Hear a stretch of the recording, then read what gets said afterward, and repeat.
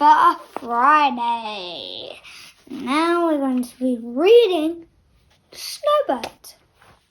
And you can see a little polar bear there with his dominoes. Lucy lived at 64 Zoo Lane, right next door to the zoo. Every night she climbs out of her window, slides down the long neck of Georgina the Giraffe, and listens to one of the animals tell her a story. Tonight it was the story of Snowbert the Polar Bear. Just around the corner of from the North Pole, in a house built of snow, lived a poor bear called Snowbert.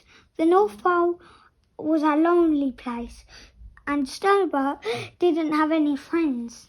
Sometimes he played a game of dominoes, but playing dominoes all by himself wasn't much fun because Snowbert always won and Snowbert always lost.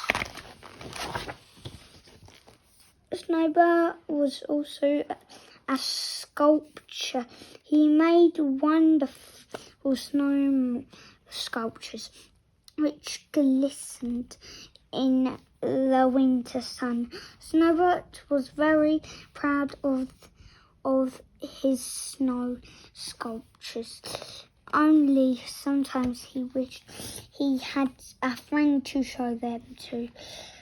That's what would be really nice, sighed Snowbert. He was a bear who often talked to himself.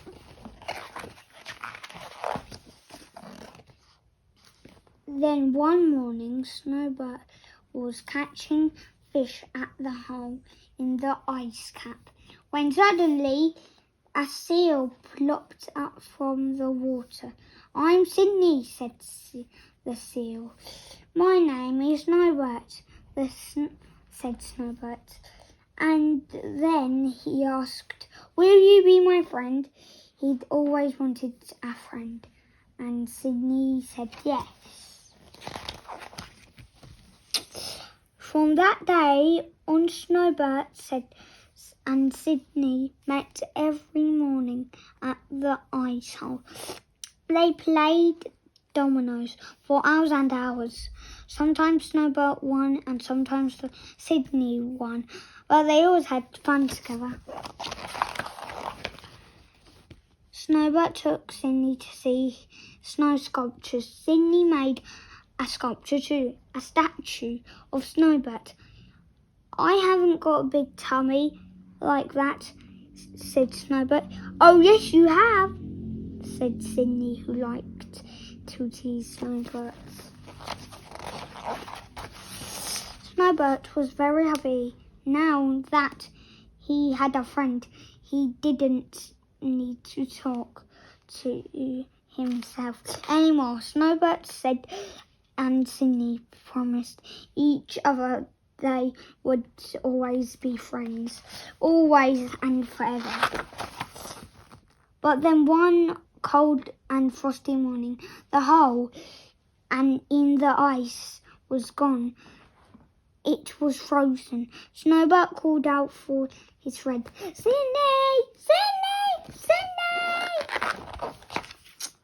But Snowbert couldn't find Sydney anywhere, and Sydney couldn't find Snowbert anywhere. Snowbert walked back to his snow house, feeling cold and lonely and empty. "I'll never see Sydney again," he sighed. Snowbert was talking to himself again. It was midwinter, and the days were as dark as nights. Snowbert waited for the sun to rise. He waited and waited and waited, and then fell asleep. Snowbert woke up on a warm spring morning. He yawned a big yawn. Then he looked around him. Everything looked different. The sun had melted a new hole in the ice. Only this hole was a lot bigger. Suddenly, a seal plopped up from the water, and another one, and another one. Sydney was back, and he brought some friends to play. Not now, Snowbert would never be lonely again. And that is all for today, you two. I hope you enjoyed this. If you did, smash the like button, subscribe, hit the notification, and to all. And I will see you all next time. Goodbye.